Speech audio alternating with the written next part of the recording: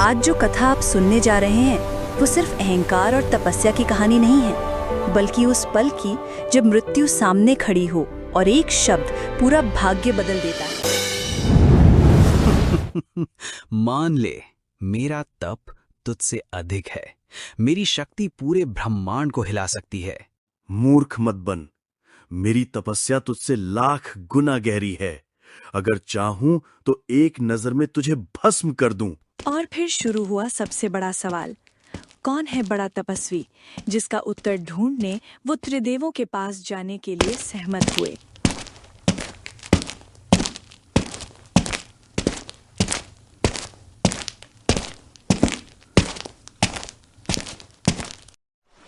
दोनों देवता सबसे पहले ब्रह्मा जी के पास पहुंचे। हे ब्रह्मा जी, आप ही न्याय कीजिए। बताइए, हम दोनों में किसका तप सबसे बड़ा है? ब्रह्मा जी ने मन ही मन सोचा, ये दोनों तपस्वी हैं, सिद्धियां प्राप्त हैं। अगर मैं एक को बड़ा कह दूंगा तो दूसरा क्रोधित होकर श्राप दे देगा। ये तो बड़ा संकट हो सकता है। महात्मा जी, ना मैंने कभी इतना तप किया है और ना मुझे इसका ज्ञान है, इसलिए अब विष्णु भगवान के पास जाइए। ब्रह्मा जी ने बड़ी कुशलता से स्वयं को इस विवाद से अलग कर लिया, लेकिन प्रश्न अब भी वही था, कौन है बड़ा तपस्वी? उत्तर की खोज में दोनों देवता निकल पड़े क्षीर सागर की ओर, जहां भगवान विष्णु शेषनाग पर विश्राम कर रहे थे। हे प्रभु, आप हमें न्याय दीजिए, हमारा निर्णय कर दीजिए, किसका तप अधिक है? भगवान विष्णु ने भी वही सोचा जो ब्रह्मा जी ने सोचा था। यदि मैं एक को बड़ा कह दूंगा तो दूसरा क्रोधित हो जाएगा और मुझे श्राप दे देगा। महात्मा जी, मैंने कभी इतना तप नहीं किया जितना आपने किया है। इसका सही निर्णय केवल वही कर सकता है जो तप के विषय में पारंगत हो। आप भगवान शिव के पास जाइए। विष्णु भगवान ने भी बड़ी विनम्रता से ये प्रश्न टाल दिया। अब तक दोनों देवता बार बार की टाल मटोल से निराश हो चुके थे, लेकिन उनके मन का अहंकार उन्हें पीछे हटने नहीं दे रहा था। उत्तर पाने की तीव्र जिज्ञासा लिए वे निकल पड़े कैलाश पर्वत की ओर।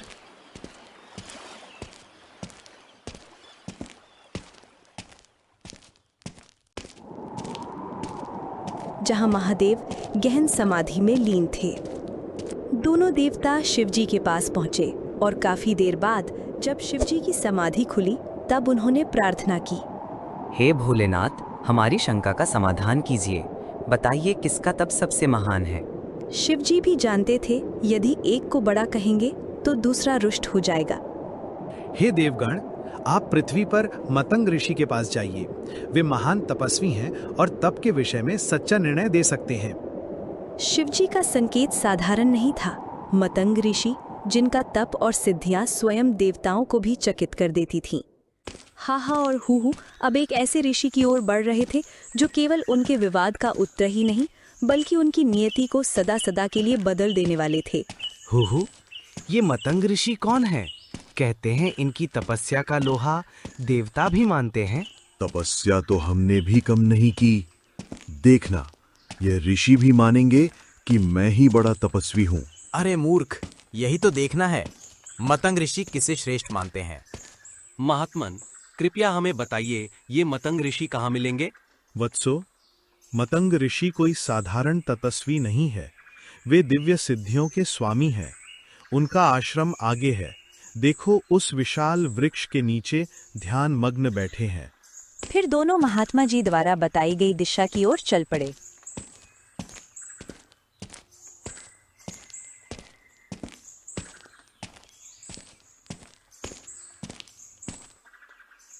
हाहा और हूहू ने जब पहली बार मतंग ऋषि को देखा तो उनके मन में अनोखे विचार उठे। हाहा सोचता है, ये तो हाथी जैसे भारी भरकम है, और हूहू के मन में आया, ये तो मगरमच्छ जैसे हैं। तभी मतंग ऋषि धीरे धीरे आंखें खोलते हैं और मुस्कुराते हैं। परंतु वे ये नहीं जानते थे कि मतंग ऋषि के पास वह अद्भुत सिद्धि थी जो मन की हर बात जान सकती थी। दोनों देवता मतंग ऋषि के आश्रम पहुंचे और उनके चरणों में प्रणाम किया। आओ देवगण, स्वागत है तुम्हारा। बताओ, किस उद्देश्य से मेरे आश्रम में आए हो? देवता चुपचाप ऋषि के चरणों में बैठे रहे। कुछ पल तक शब्द भी जैसे गुम हो गए। ऋषि की आंखों से निकलती शांति मानो उनके भीतर छिपे सभी प्रश्नों का उत्तर पहले से ही मौजूद हो। परंतु अहंकार का बोझ मन में दबा हुआ था और आखिरकार उन्होंने धीरे धीरे अपने हृदय का संदेह प्रकट किया। हे महात्मा, हम दोनों ने वर्षों तक कठोर तपस्या की है। दिन रात एक कर, आहार छोड़कर केवल ध्यान और साधना में जीवन बिताया है। परंतु इस तप का फल हमें शांति नहीं बल्कि विवाद के रूप में मिला है। हमारे बीच ये झगड़ा खड़ा हो गया, कौन बड़ा तपस्वी है, कौन अधिक महान है। हे ऋषिवर, इस विवाद की जड़ अहंकार है। परंतु जब अहंकार सामने आता है तो समाधान भी खोजना पड़ता है। हम दोनों ने सोचा इस प्रश्न का सच्चा उत्तर केवल त्रिदेवों से ही मिल सकता है, और जब यही निश्चय किया तो हम उनके पास जाने के लिए तैयार हो गए। सबसे पहले ब्रह्मा जी के पास पहुंचे। उन्होंने कहा विष्णु भगवान के पास जाओ।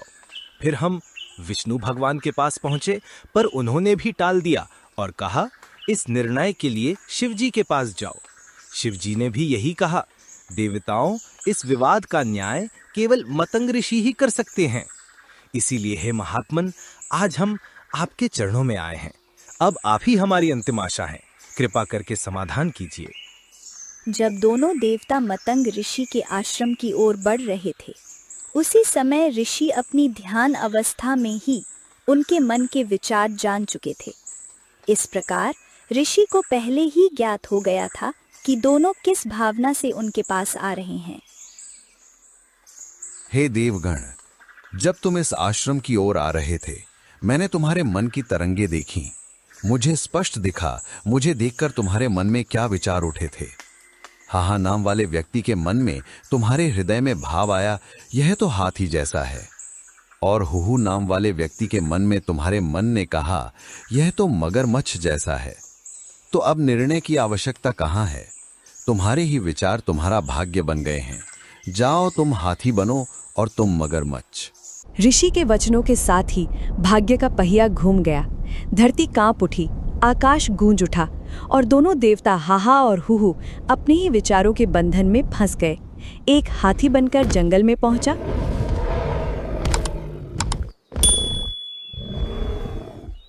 दूसरा मगरमच्छ बनकर नदी में जा बसा। लेकिन अहंकार की आग अब भी शांत न हुई थी। हु चाहे तू रूप बदल ले, पर मैं तुझसे बड़ा हूं। आज भी तेरा विनाश कर दूंगा। अहंकार अभी भी नहीं गया। याद रख, अब तेरा साम्राज्य जंगल तक ही है, पर पानी की गहराई मेरी है। आज देख कौन किसे निगलता है। और फिर वही हुआ जिसकी भविष्यवाणी ऋषि ने की थी। दोनों का अहंकार उन्हें युद्ध में ले आया। हाथी और मगरमच्छ जीवन मरण की जकड़ में बंध गए। धरती और जल दोनों की सीमाएं टूट गईं। ये केवल संघर्ष नहीं था, ये तप और अहंकार का टकराव था। युद्ध चलता रहा। दिन बीते, रातें बीती, पर न हाथी की शक्ति खत्म हुई, न मगरमच्छ का क्रोध। आखिरकार थकान, पीड़ा और निराशा ने हाथी को जकड़ लिया। और जब किसी की शक्ति हार जाती है, जब सांसें टूटने लगती हैं, जब जीवन केवल एक धागे पर टिका होता है, तब मनुष्य नहीं, आत्मा पुकारती है प्रभु को, और वो पुकार कभी व्यर्थ नहीं जाती।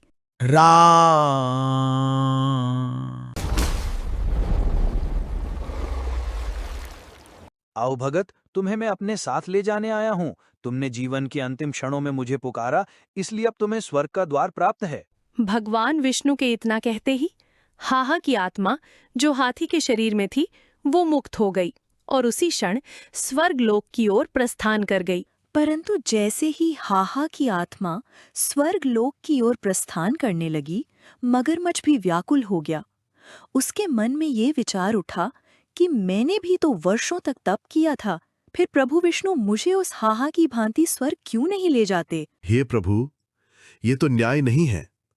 हम दोनों की लड़ाई बराबरी की थी, फिर इसे स्वर्ग भेज रहे हैं और मुझे छोड़ देंगे। मैंने भी तो भीतर ही भीतर आपको पुकारा था। भले ही मेरा स्वभाव मुझे इसे छोड़ने नहीं दे रहा था, लेकिन जब ये राम पुकार रहा था, मेरे हृदय से भी आपकी करुणा को याद कर रहा था। मैं केवल शब्द नहीं सुनता, बल्कि हृदय की पुकार भी जानता हूँ। तुम्हारी आंतरिक करुणा भी मेरे तक पहुंची थी, अतः केवल हाहा ही नहीं, तुम्हें भी मैं मुक्ति देता हूँ। और उसी प्रकार हुहू की आत्मा भी स्वर्गलोक की ओर प्रस्थान कर गई। इस प्रकार दो तपस्वी जो अहंकार में लड़ते लड़ते हाथी और मगरमच्छ बन गए थे, भगवान की करुणा और स्मरण से मुक्त होकर स्वर्गलोक को प्राप्त हुए। यह कथा हमें यही सिखाती है कि अहंकार पांचों विकारों में सबसे प्रबल विकार है और केवल स्मरण तथा समर्पण ही सच्ची मुक्ति का मार्ग है। आप जो देख रहे हैं ये कोई सामान्य कथा नहीं, ये सत्य ज्ञान है जो संत रामपाल जी महाराज के प्रवचनों से लिया गया है। अधिक जानकारी या निशुल्क पुस्तक प्राप्त करने के लिए स्क्रीन पर दिए गए नंबरों पर तुरंत संपर्क करें।